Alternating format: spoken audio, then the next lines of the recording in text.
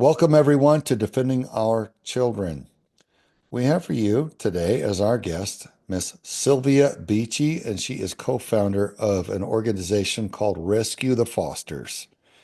And it sounds self-explanatory, which it pretty much is. But Sylvia, thank you for what you do, genuinely, and thank you for coming on the show and sharing with us today what that's like and everything. And if you would give a little bit further background on what got you involved in this and what drove you to found or co-found Rescue the Fosters, what it's all about, and we'll crack open this conversation about it. Thank you. Thank you so much for having me on. Well, my journey started, I was working in the foster system for about 5 years. I have a social work degree from the University of Georgia. I started out working at Elts Aidmore Group Home. It's a girls group home for 12 years old and up. I went in not knowing anything about the foster system, not knowing anything about group homes. I thought these kids were, kids that didn't have parents that were abused. They were abused, but what I didn't realize was that the foster system is not stable and it does not provide a safe environment for children. So I've worked in I was a staff member, I was a caseworker, as a parent aide, a transporter, a behavior aide, and all of these positions, I could not help the children. And it's because of the way that our system is set up. It's not there to protect the children. It's all about the paperwork. Um, so that's what got me started. And I could go on and on about the inside of the foster system, but not knowing that I couldn't help them, I kept moving from position to position, and I was retaliated against whenever I would report stuff. So I just quit and I started Rescue the Fosters, and it is for children aging out of the system. Um, to keep them off the streets and out of prison. So basically, when a foster child ages out, they literally within 2 years, they end up in prison. And that's because there are no resources to keep them off the streets. So that's one of our main goals, is to keep them off the streets and out of prison. The other thing is we help families that are fighting CPS, that their children were wrongfully taken by CPS. And I don't know if you've heard those stories. But I have quite a Many, few many cases. stories. Yep. Yeah. Depending on which state. Yeah. Well, I'm So in Georgia, but it's happening all across the US. And so that's another thing that we do, advocate for families, and then just advocate for children in the foster system. So to make sure that they have a safe place, because the group homes and the foster homes, I'm not going to say all foster homes. Of course, there are good people in the system that are there to help, but we want to make sure that they have a safe place.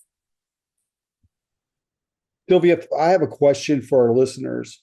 And when you age out, so let's just say I'm assuming that is the day you turn 18 or the day you finish high school and you're at least 18.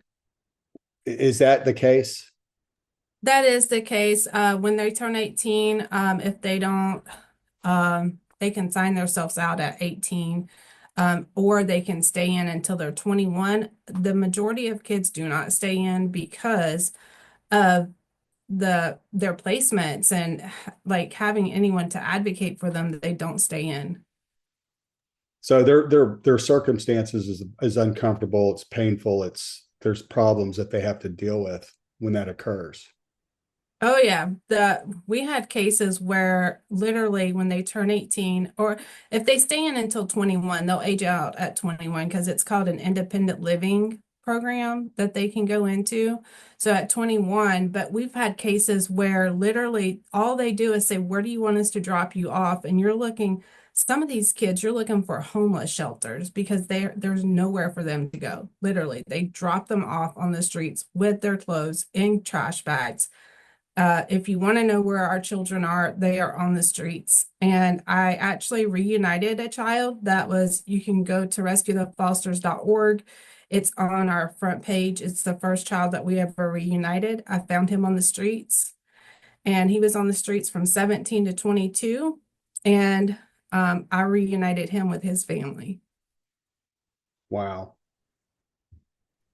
Sylvia, one question I've had of many who have dealt with the CPS system in any way is I know that there's a pretty significant cash incentive for them to take a child from the biological parents, but that in most cases there's no such incentive to unite a child with their biological parents. And um, is there a fix for that? Do you see a solution to break that dynamic? It obviously looks like you're incentivizing people to take kids from their parents. Like, man, if I can make 7 grand or whatever it is, every time tell a minority single mom that she's an unfit parent, and I can just take her kids because I want to, because I'm the authority and make cash. Well, it seems like that's what's happening in some cases, and that's heartbreaking. That's tragic. And I want I want kids taken from horribly abusive parents. I think we all do, right? If you got a crack addict mommy that's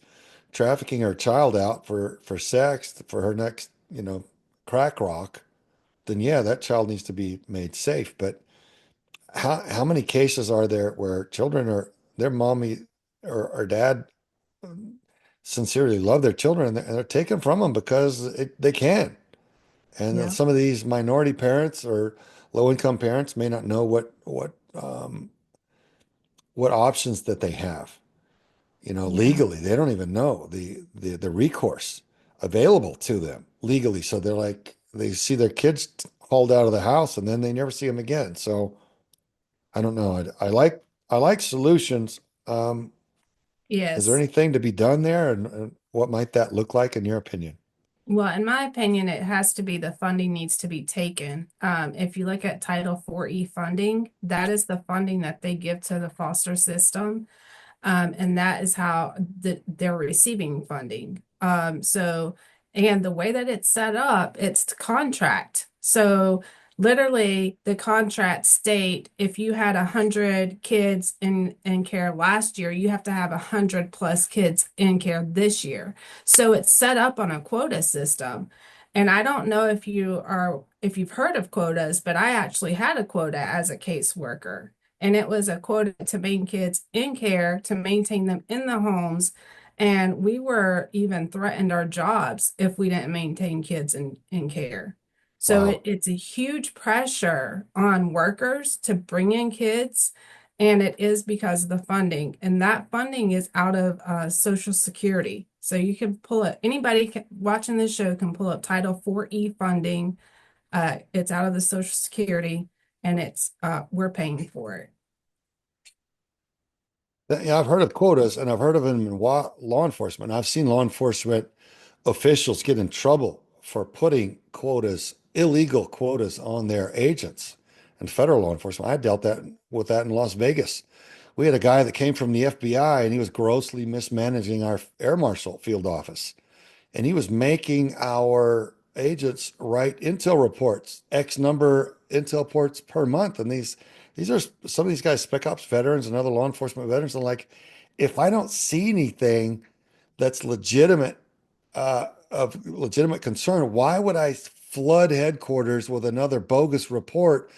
If they're swamped with thousands of bogus reports every week, they're going to miss the real intel that they need to be tracking on. And anyway, this guy was putting those requirements, and that's one of the reasons they fired him for gross mismanagement and retaliation. But I hadn't heard of it in the foster or in the CPS system. I didn't realize that they're required to take X number. That's got to be a glaring conflict of interest, man. That needs to be fixed. Absolutely. Yeah. Yeah, because if it's a legit case, it's a legit case. If it's not, then there should be no quota, no demand that X got to X do X many X number. Because if it's not there, it's not there, folks. We're only just now getting started with Sylvia Beachy, so stay tuned. We've got a lot more to unpack and learn from her. We'll be right back. To the untrained eye, it's almost never obvious. But trafficking is happening around you, and every child is vulnerable. Even yours.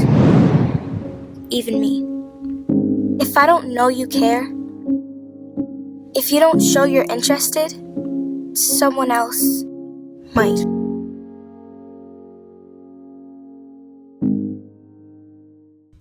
Welcome back to Defending Our Children, everyone.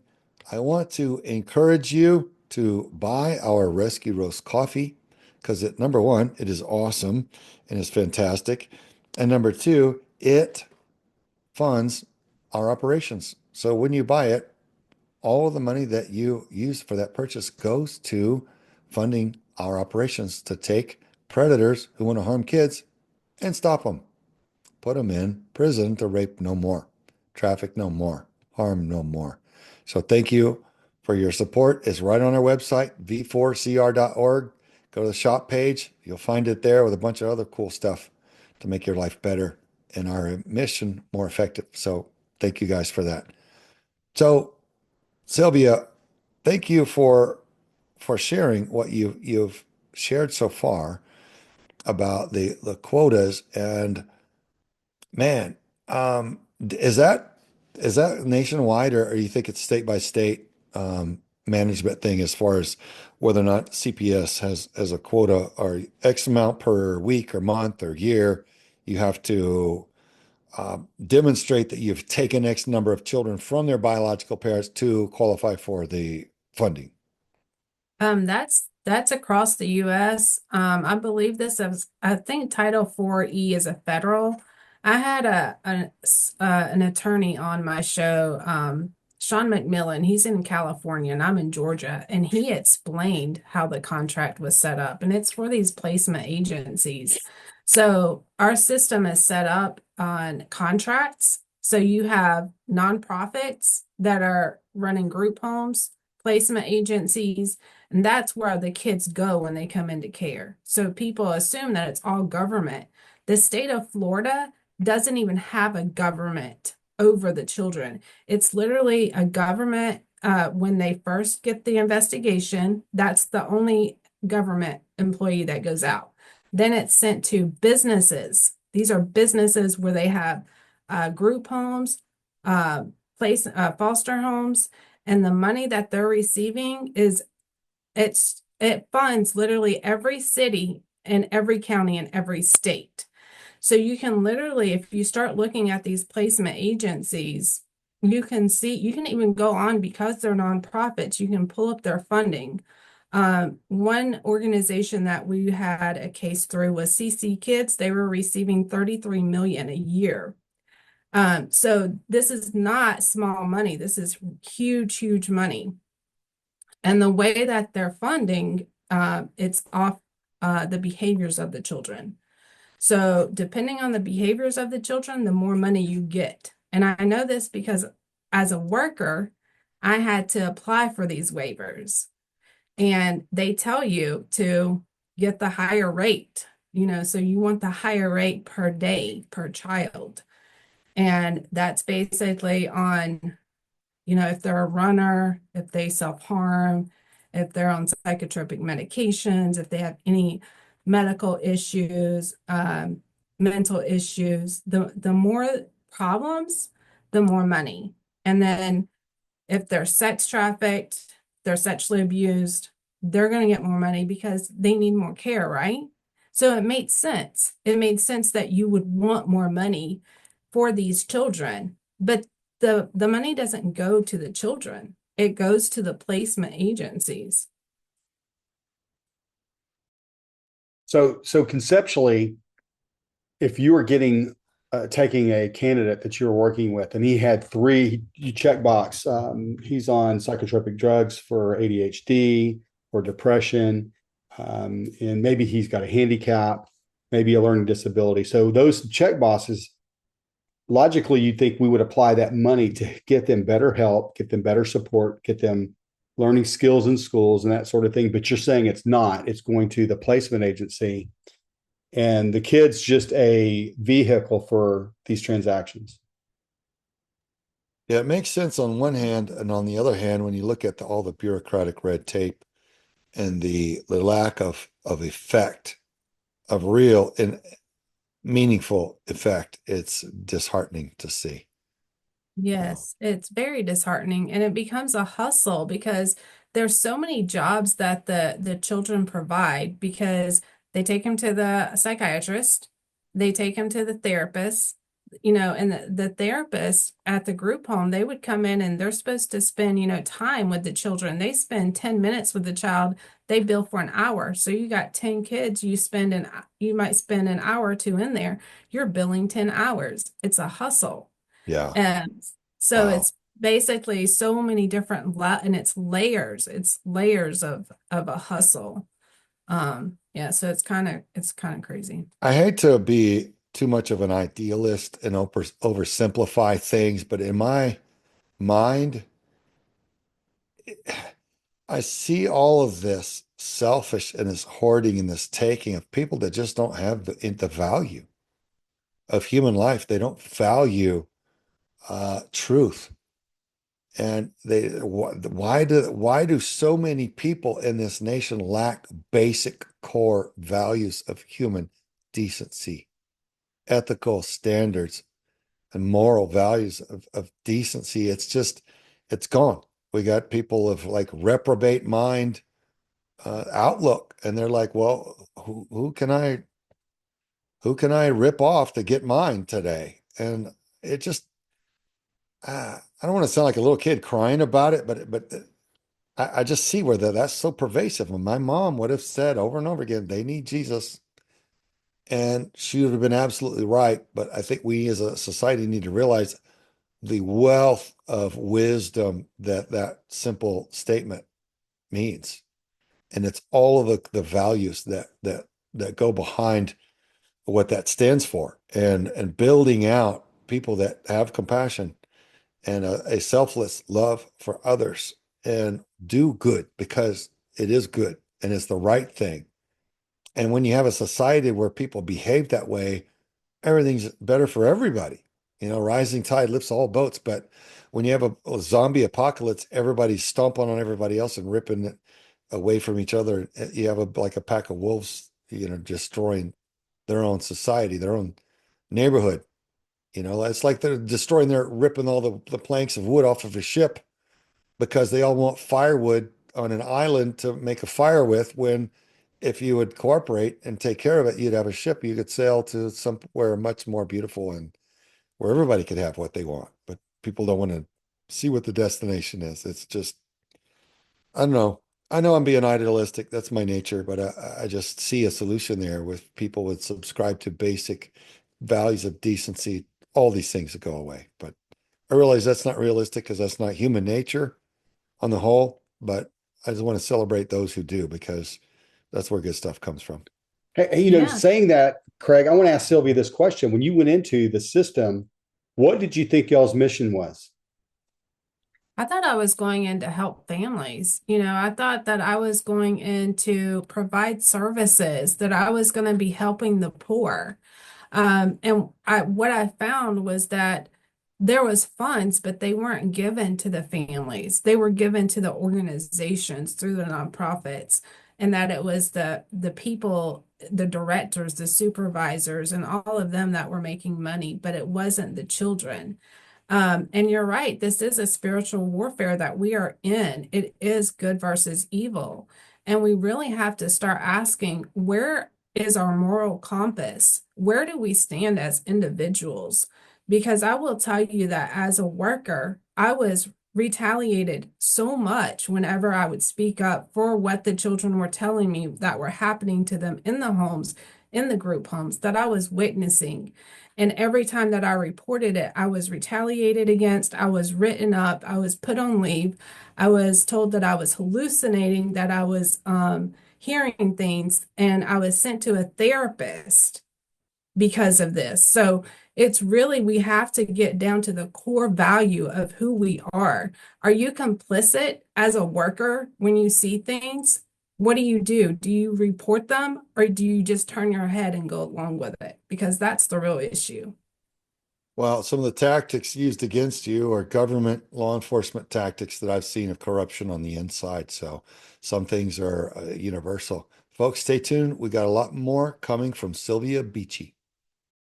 Hey, Tim James here. When I was 37 years old, I had some severe gastrointestinal issues. I was tired, fatigued, wasn't feeling good, skin issues. My health was a mess. Let's just put it that way. Now I'm turning 52 this year, and I have abundant energy. I'm able to trail run and kick the butts of my 22 and 24-year-old sons. Yep, that's right. And do push ups and all this other fun stuff. How did I do it? Well, one key ingredient, if you want to get healthy, if you want to get your energy back, you want to get your vitality back, is real nutrition. Our soils have been so over-farmed, 85% of the nutrition is gone today, and then the rest is processed out through these processing plants. So what we have created is a formula called Green 85 juice formula. You can take 1 scoop in the morning, and we suggest you do another one in the afternoon about a half an hour before dinner, and you will revitalize your health. You will get your health back. You will cut your hunger cravings, and you're going to actually cut your grocery bill in half. This product will literally pay for itself because you cannot eat as much food because your cells are now getting the nutrition they need. Go to chemicalfreebody.com/DOC. That's chemicalfreebody.com/DOC. Get Green 85 today and energize your life and your health so that you can feel as good as I do and Craig does and Forrest. We'll talk to you soon. Thanks so much. Welcome back, everyone, to Defending Our Children. We're on with Sylvia Beachy, co-founder of Rescue the Fosters. And we're talking about government bureaucracy and how things get, quite frankly, dumb. When the government gets too much regulation and restriction on everything, and you've got to submit so many reports and go around the horn, and so many people get their pockets lined, and at the end of it, what you end up with is either a very poor or even a catastrophically negative result. So, Sylvia, tell us, if you would, a little bit more about what was in your heart, what was in your mind when you went into the line of work in the foster system, and how you wanted it to go, and then what stood in the way, what obstacles did you encounter? Okay, yeah, of course. So I actually started out mentoring as a foster youth. Anyone can do this, and actually, I think all foster youth should have a mentor. And it's just you basically take them out for a few hours to get them out of their environment, and you just spend time with them. You just take them shopping, take them to the movies, take them wherever. And I really enjoyed it. Like, I really enjoyed working with the youth and just being that mentor. So that's what got me interested in it. But I was thinking, I wanted a job with a purpose. I came from, I was a travel agent, and I enjoyed traveling, but I didn't have purpose. I didn't have meaning in my life. And I just wanted that purpose. And so I thought, well, social work, that's what it is, right? You help people, you provide for the poor, you give to the needy. And you have a purpose, and you have a job that you get paid to do this purpose. But I had no idea that I was going to be trafficking. And that's what really got me, because when I got there, the kids they couldn't function because they didn't want to be there. They couldn't get out of the bed because they were depressed. And then because of all of these being separated from their families, not being able to sleep, they're put on medication for anxiety and depression. And it was the children that was telling me, like, you don't just go from your family to strangers and function. You don't. And I was getting reports of things that were happening in the foster homes. And the thing is that when these placement agencies receive so many complaints, they get closed down. So they stop the workers from reporting complaints. So I had this one case where a youth told me that the foster parent put her hands on her, like around her neck, and shoved her on the sofa. And the foster parent, basically said, yeah, it happened, but she would be willing to take a class. Like, the foster parent and the child didn't want to be separated. They liked each other, but they just didn't want, foster parent didn't lie, the child didn't lie. But when I reported it, my supervisor wanted to say that the foster parent broke up a fight, and that's how her hands ended up on the child. And that was to say that there wasn't no an investigation. They didn't want an investigation, right? So they reword everything. So I was like, no, I don't want any part of that. Like, let's call it in. If they don't have a problem with it, they'll do whatever. And my supervisor told me that I would cause the child to lose her placement, that if I called it in, she was telling me not to call it in. I go to the caseworker. She tells me not to call it in. So I call my director. I'm upset. And my director is like, yeah, that's not right. Let's have a meeting. And we go into the meeting. And when I get in there, they all turn on me and say that the supervisor says she didn't say that I was hallucinating, that I was hearing things. They put me on leave for 3 days because of this, saying that I was burned out, that I was overworked, and I needed a break. This was just one incident that happened. Another time I was placed on leave for 30 days, and that was another situation where they were just trying to make a point. But this is the kind of stuff that would happen over and over. I had 4 write-ups. It was basically, the last one was a foster youth who is a teenager. He reported a foster parent drinking and driving with kids in the car. They didn't want me to call it in. When I did call it in, they actually covered it up. The CPS investigator knew the director, and they just covered it up, never investigated. So this was when I was like, all right, I can no longer morally do this job, and that's when I left the position and left the system for good. Wow. Who could blame you with that situation? I mean, talk about gaslighting. Saying you're hallucinating, man. I've seen that in federal law enforcement. There was a guy, um, he had a higher pedigree and background than some of the bureaucrats that had taken over, and they sent him away to a school basically just to get rid of him. It was a leadership school, and one of them asked him when he came back, how'd it go? He goes, hey, it's great. Everybody would actually benefit from it. It was well done course. And he'd been through numerous leadership courses in the military prior, right? And none of these guys had. And they called him into the office and they made a big deal out of it, saying, you'd have to be crazy to suggest that we would benefit from any training. So we're sending you to mandatory psychological testing or counseling for the next year, and you got to go to all these. If you miss anything, you're in trouble, and on and on. And that was in his folder, like he was a crazy person. So yeah, there's a corrupt aspect of that deliberate gaslighting, very hostile and ugly, and it feels bad to people. And you know what they did to my friend was, and he is a friend and he's a good man. It was just so ugly, but it's typical. I mean, once you see their playbook, you see that they do that. And I do hope that strong people continue to volunteer for these jobs, though, and get in there and start blowing the whistle as we have stronger leadership in DC to back them up. That we need stronger whistleblowers to say, hey, look, man, I'm not here to cause trouble. I'm here to do a good job, but you're not letting me do a good job. And you people are corrupt, so I'm going to expose this so it gets cleaned up. So that's run honorably and in good faith.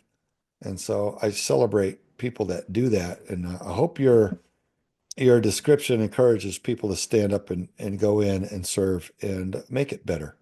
I think there's a lot of public service that needs to happen, and civic opportunities to just participate in the system and make it better. Because we see if we, the decent people, say that we're too busy, then kind of the rats ruin it for everybody else. So there's my 2 cents on that, Forrest. I think it's You have any very thoughts on it? bizarro in my mind, if telling me that I'm hallucinating and that I'd have to go to therapy because of that. In the business world where I came from, that's just silly. It makes absolutely no sense. I could imagine what was going through your mind when they were telling you this. It must have been like, what? you Yeah. know, You must have been Yeah. very confusing, and you know what you saw, you know what you witnessed, and it just makes no sense to me, Craig. Yeah, I hear you. Well, Sylvia, before we cut to this next break, we've got about 45 seconds. Let us know how to find you at Rescue the Fosters and support what you guys do. Thank you. So Rescue the Fosters, you can go to rescuethefosters.org. Under resources, we have a lot of resources for families. I created a parent guide. Parents, know your rights. You do not have to speak to CPS. You do not have to speak to caseworkers. This is to help you know your rights before they ever get to the door. You can find us on all platforms. We also have a podcast on Rumble. It's on Insight, INSITE, and it's on Wednesday nights at 8 p.m. And we discuss the foster system. All right, thank you. Stay tuned, folks. We'll be right back after this quick break. Every day in America, children are trafficked for sex. In schools, shopping malls, truck stops, clubs, and bars. Think it can't happen in your neighborhood? Think again. If you suspect a child is being trafficked for sex, call the National Human Trafficking Resource Center 24-hour hotline at 1-888-373-888. Welcome back, everyone, to Defending Our Children. We're on with Sylvia Beachy. Sylvia, I'm enjoying what you're sharing with us just because I like how you, number one, your heart to serve. And number two, how you're empowering people. You're saying, know your rights. That's an act of love to empower people and let them know what leverages they have available to them, what protections they have under the law. And so know your rights. Boy, if only more people were pushing that out and sharing that. So at this time, I'd like to ask if you've got any stories that kind of walk us through, that kind of lay out what you've dealt with and what people kind of need to know about the system. Anything that stand out in your mind? Thank you. We actually have a case right now with Rescue the Fosters. There's a documentary on our website. It's called The Forgotten Father. It's Chris Stevens. He goes to trial April the 28th. The case is in Massachusetts, but he lives in New Hampshire, so it's across state lines. His child was born. He didn't know she was born until foster care had her at a month old. He went in, he asked, "Hey, I heard you have my baby. I want to take a paternity test and I want to take my baby home." And they said, "Okay." Paternity test came back. It was legit his baby. It came back like 99.9%. But then all of a sudden they started giving him like, "Well, we heard you're a wife beater and we heard you're a drug dealer and all this stuff." Well, they dragged the case out for the baby was a month old. The baby is now 7 years old. They adopted his child out. And Chris, being the father wanting to take care of his child, called them a trafficker, a child trafficker, because that's what they were doing. They took his child, they adopted her out, they got money for his child. He quoted the law, the color of law. I forgot the law he quoted, but the caseworker put harassment and stalking charges on him. And he is now going to trial to fight these harassment and stalking charges. And he is looking at 12 years in prison. And it has nothing to do with abuse, nothing to do with child neglect, any of that. So we really need your support. Chris needs your prayer. If you're in Massachusetts, it's Greenfield, Massachusetts. Rescue the Fosters will be in court with him, and you can go on to the website. You can see his documentary. It lays out the whole story of what happened. We looked at the documentation. Like I said, people are thinking that when your child is taken, that there was child abuse or neglect. There is none of that in this paperwork. Wow. So that's just one case. There's so much that floods my mind as you describe that. And for anybody that's thinking that this is just a case of missing your child's company and the child missing the parent's company. There's so much more than that. I mean, if you look at it from a corruption lens or even a spiritual lens, where that child, if defiled and deeply traumatized, it's possible they could never be okay. And that's the intent. And there's so much that's so ugly about this type of thing. It gets my, I start to really, really feel angry about it. I don't hate people, but I hate the evil that bad people do.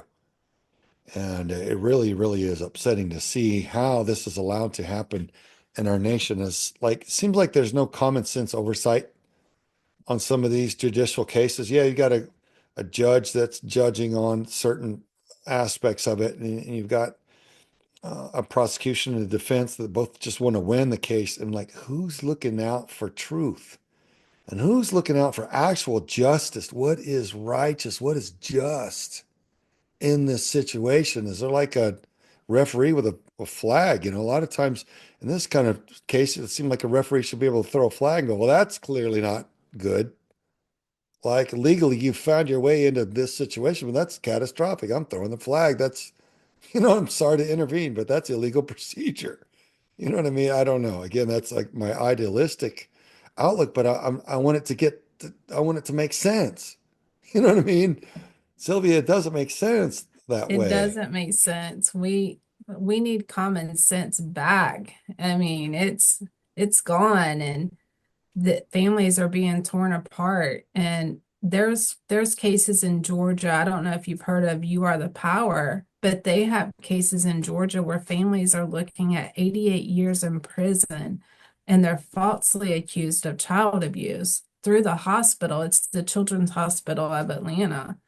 So they have literally been able to not only get quotas for the foster care system, but for the prison system. It is ran on a quota system as well. And families are being just destroyed, and it needs to stop. Well, I Sylvia, think that I actually listened to a podcast about a case here in Texas through Texas Children's. It was two different families, and what I was impressed with was on one of the families, the father was going way out of his way to try to resolve the matter. I mean, the mothers as well. But the first thing you said was the man took a DNA test. He wanted to take ownership of his responsibility as a father. And Craig and I talk about this all the time. We're talking about men have to be men. We have to be righteous men. We have to stand up for anything that we ever did, any decision we make, any mistake we make. We have to stand up and answer to it and try to do the right thing. And here's a man who started out. That was the first step of his journey was, hey, I'm trying to do the right thing. And then I'm sure in the job that you had when you were working for CPS, there were a lot of men that weren't doing that. And if you were the caseworker and this guy stood up, you'd be like, what can I do to help this guy be successful? Right? I mean, Exactly. And that's what I told him. I said, if you had just been a deadbeat dad, your life would be all right because you wouldn't be looking at trial and you wouldn't be looking at 12 years in prison. But you weren't a deadbeat dad. You actually stood up and said, hey, I want to take care of my child. And for that, he is fighting for his freedom.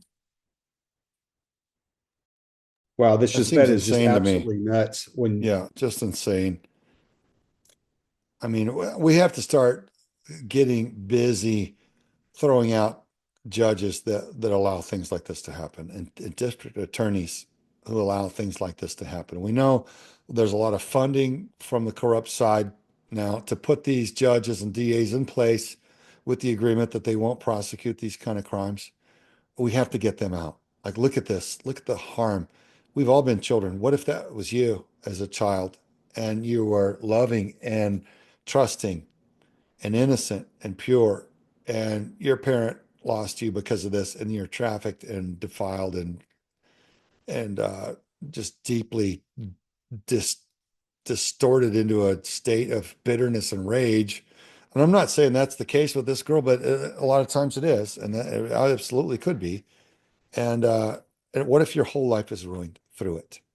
And what about the heartbreak of the father who just wants to love his daughter and care for her and is prevented for all these years? It's this just it sounds horrible to me. So that's something that we can do.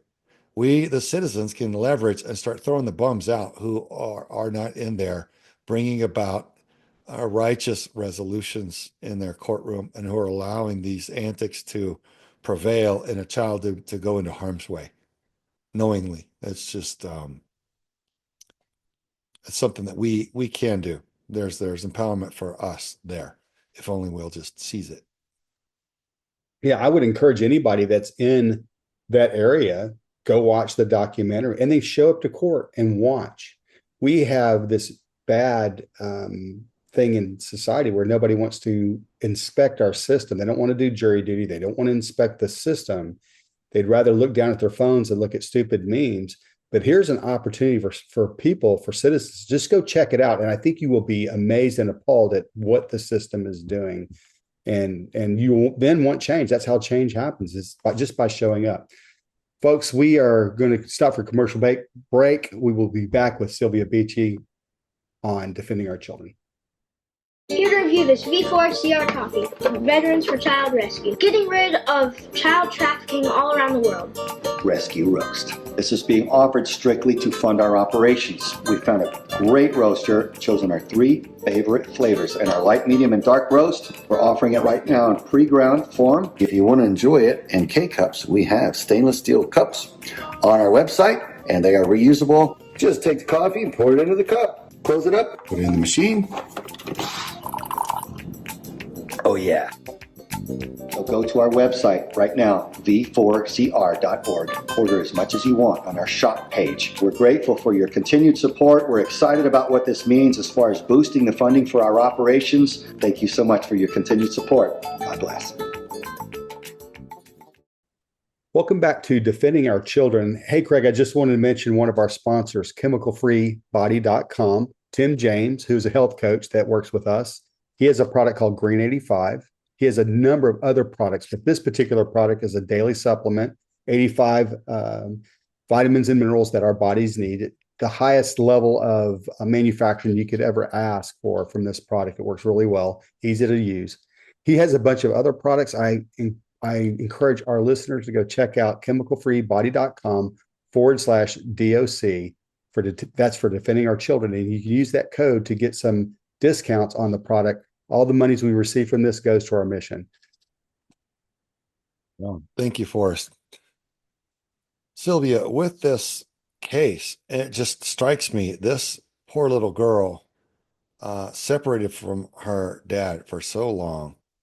So without addressing this specific case, what can happen with a child that's separated from their parent for that long? I mean, what are we looking at here? Well, it causes lifelong issues, abandonment issues as an adult, relationship issues. What I noticed, in the foster system, I grew up with nurture and love. I knew that my parents loved me. I came from a family with 2 parents. And what I noticed was that the kids in foster care, they didn't have nurture. They didn't have love. They didn't know what it felt like to have nurture or love. And that's really the issue, because when you are only met with violence and hatred and hurt, that's what you get out, and there's a stigma on foster children. Well, it's because they're not given the love and nurture. And when you destroy families, that child suffers for their life long. Not only that, but they begin to wonder, like, did my family want me? Did they love me? It causes so many issues. And that's one thing that the workers, the supervisors, the directors, and CPS need to realize. When you adopt a child out, because I've gotten this, oh, oops, there's nothing you can do now, because once they're adopted out, they change the name on the birth certificate. You can't even find them. And then it's just, oops, there's nothing you can do. No, this isn't a oops. This isn't, oh, we messed up. That's not what this is. You literally destroyed a child and her family forever. And who knows if she'll be able to find him. And honestly, with this case, we are asking that the court return the child. It would be the first one that I know of where a child is adopted out and returned back. So we definitely need Wow. prayer on this. There's shaken baby syndrome, but I don't hear of a shaken bureaucrat syndrome. And There it needs seems to like be. it'd be a lot healthier a culture if we had, shaken predator and shaken bureaucrat syndrome. Like, stop shaking the bureaucrats, everybody. They're having a hard time. You know, I hate to make light of it because it's so deeply emotionally painful. Maybe that's just the way I cope with it without going off. But man, what I'm seeing, I see hope. I see hope in a system that's so dumb that there's wide open room for improvement. There's room for like all the improvement. And that's what I want people to realize as we talk to Sylvia here and she shares how it actually is. We need to realize all the openings that we see for how it can be made better. That's our opportunity to get in there and swing for the fence on these modifications and these upgrades to our system to cause it to make sense. Because right now it doesn't make sense to anybody except for the crooks. And it's supposed to be for the children, the welfare, the genuine good of the children, not the trafficking of the children, not the monetization of the children, not the trauma of the children and the bitterness that you can shake into them through abandonment and disruption in their lives and lack of nurturing, but the good, the genuine good in them. So I think where we're headed is you're painting the picture of how it is, and we're able to see all the rest of that, what it should be. That there's our opportunity, folks. Team, if you will, Team America. You know, grab your pen, grab your microphone, whatever it is that you choose to fight with. Certainly your heart and your brain, and go and engage locally in your system and um, find out how it is there and then see what improvements need to be made and set about making those improvements, being part of that change. Um, that's what like a lot of stress is in seeing something that's going wrong that you can do nothing about. And thankfully, unlike most countries now, we, the American people, we're still in a constitutional republic where we, the citizens, are supposed to run the nation through our elected officials. And we have a civic duty. And we've got a lot of opportunity to help roll our sleeves up and get in there in the system and make it better. Ask the hard questions, challenge people to be part of the solution, and encourage them to. And when they won't, throw the bums out because usually we can. We can vote with our wallets, we can vote with a ballot, and we can vote with word of mouth and all the rest of it. So that's what I think about that. Did I go off, Forrest? You Did I just did. And, completely go I'm off? sitting there thinking about Sylvia and what, first of all, did you have any of your colleagues that felt the same way about you? Maybe fearful of speaking out, but Yeah. what's your thoughts on that? Yeah, the majority of my coworkers felt like me. I was just more vocal. And a lot of them would even encourage me to speak up for them. Uh, it's kind of a bully mentality in the system. It's really stressful. It's a toxic environment. They treat you like they treat the parents. So it's kind of like it's the worst environment I've ever been in, ever. You can't control empowerment, right? So they gotta oppress you. You Mm-hmm. can only be controlled by oppression. And that's what I've realized, that if the people were empowered, like you keep saying empowerment, we have to empower the people to stand up. Because honestly, whenever you stand up to a bully, they back down. And that's what I realized, that when I was speaking out and they would get in my face, I would stand up and I would see them back down. And I love empowering people. We need the people to stand up. We need the people to stand behind these parents, to stand behind Chris, because that's what's going to win the case. It's going to be the people. And we really do need to get accountability on the DA, the caseworkers, the DA on this. They brought him in specifically for this case.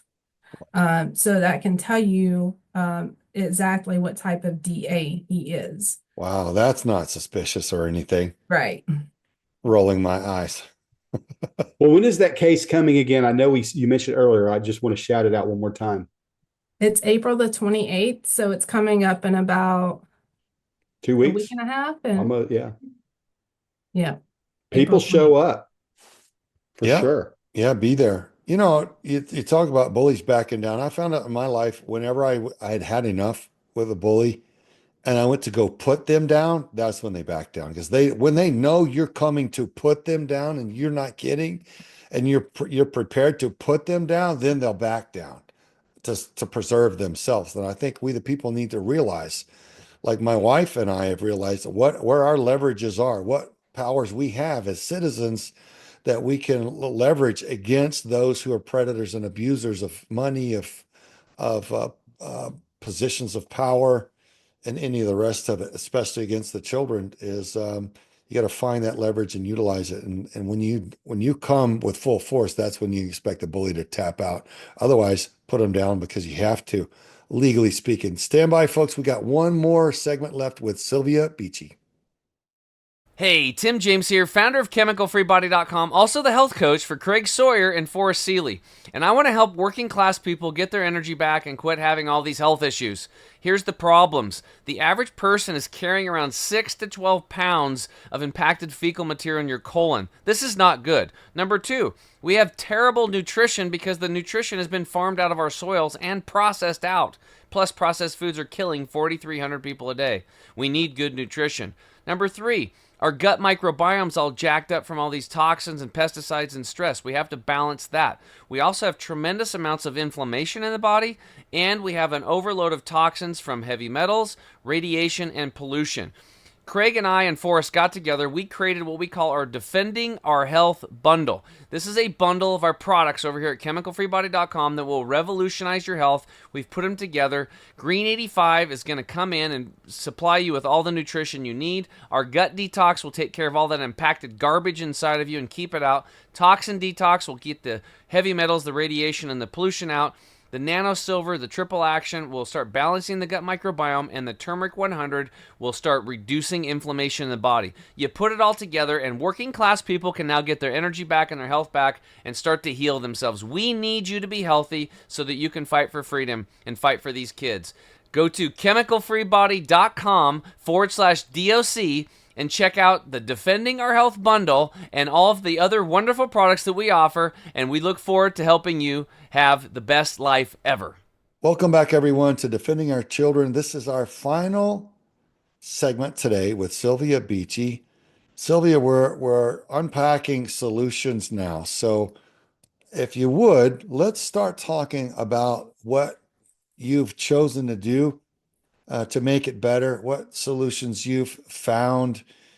And then I want us to continue on with solutions that everybody who's listening can participate in. Let's empower people with what they can do, because they're made to believe in so many ways they can't do anything about the downfall of our nation, about the goofiness of the buffoonery of how things are run.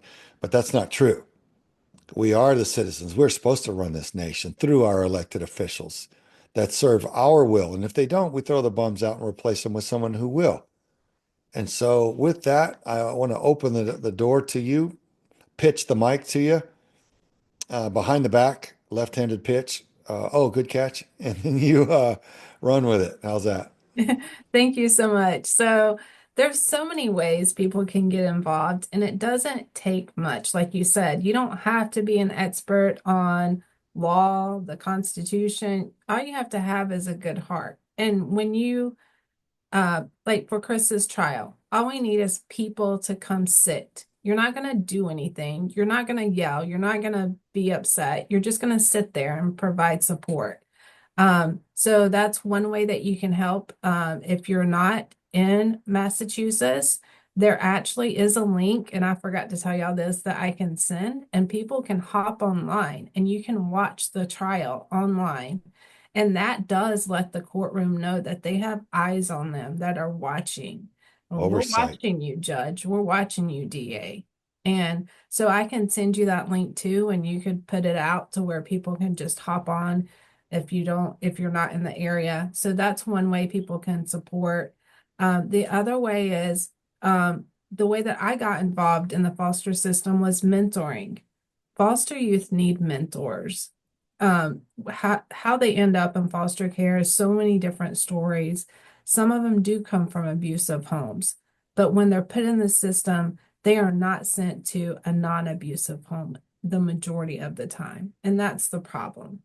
We need to stand up and be a mentor to foster youth. And it can be, they just need love and nurture. That's it. It is so simple. And it's something that anyone can do if you have a good heart. And you don't have to have a law degree. You don't have to have anything, honestly.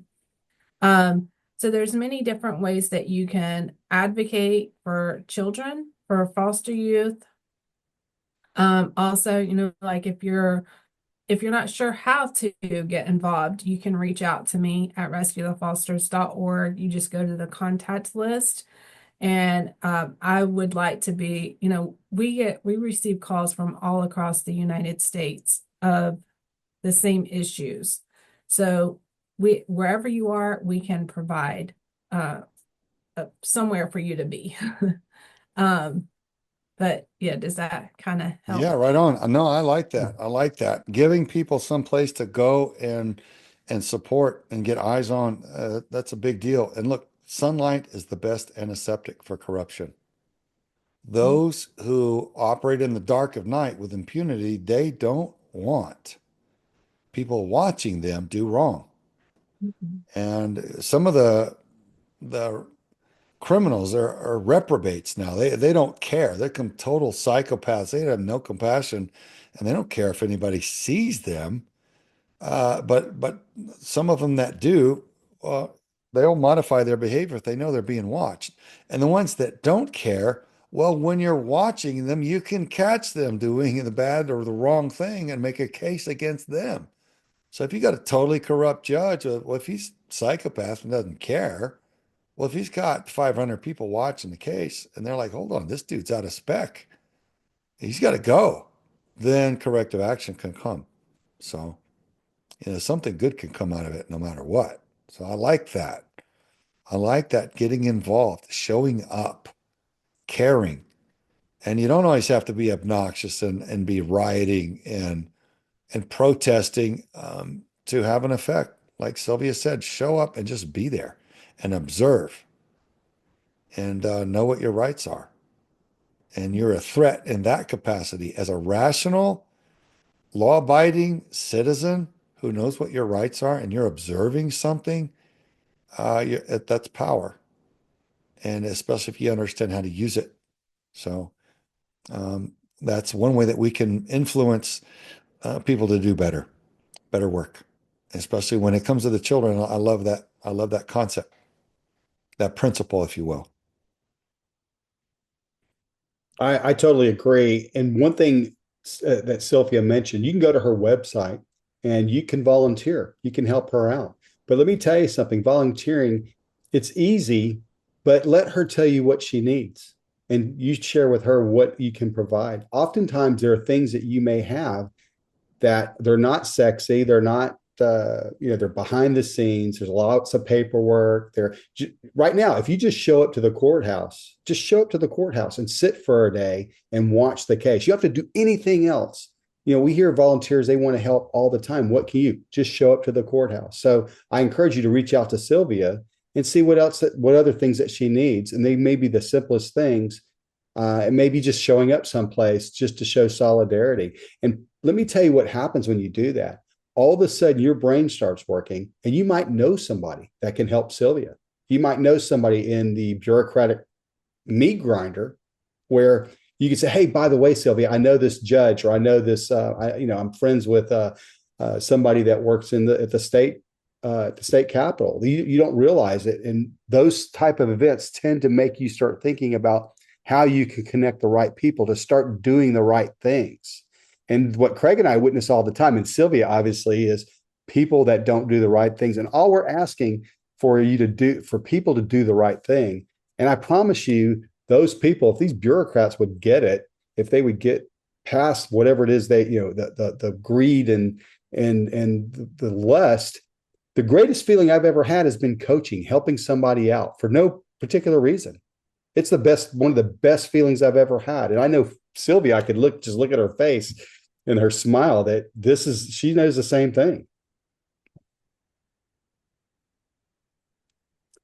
That's exactly it. And I was going to say, I do have another case that's coming up this Thursday. If anyone's in Dawson County, Georgia, we need supporters to show up for this case as well. It's a family fighting for 3 autistic children that are in care. They're nonverbal. And if you heard me before, it's based off money, right? So if they're autistic, they're nonverbal, they can't advocate for themselves. They can't tell you what's going on. So if you are in Dawson County, Georgia, we'll be at the courthouse on Thursday at 8:30 a.m. Wow. Just show up, and what you'll do is you'll be a learning education. You'll witness something that's happening, and then you'll want change, right? Once you witness the system, it's one thing to talk about it. It's, you hear about like a car wreck, but when you see it happen, it's a lot different. And, what Craig and I do, the things that he works on, it's one thing to talk about the evil, but when you witness it, it changes you. And I know you know this, Sylvia, because you've witnessing these things, and it makes you say, I'm not going to stand around and ignore it anymore. I'm going to do something about it. Yeah. Hey, Sylvia, we've got about 45 seconds left. Why don't you share with the people how you can be found and how you can be supported? Yep. So you can find me on all platforms under my name, Sylvia Beachy, or under Rescue the Fosters. That's Facebook, X, Instagram. I'm on every platform, TikTok. You can go to rescuethefosters.org, or you can find us on Rumble under Insight, INSITE, and that's our podcast on Wednesdays and Mondays. Nice. Right on. Fantastic. Well, thanks for all that you do. Please keep it up. God bless you in all your future efforts. Please consider us friends and allies here at Vets for Child Rescue. And we look forward to hearing back from you again soon. And we'll have you back on again. For all the rest of you, join us again next time on Defending Our Children. We hope you've enjoyed listening to Defending Our Children, the show that empowers the people with the information you need to know. Learn more on how to get involved and make a difference at vetsforchildrescue.org, because the children are worthy.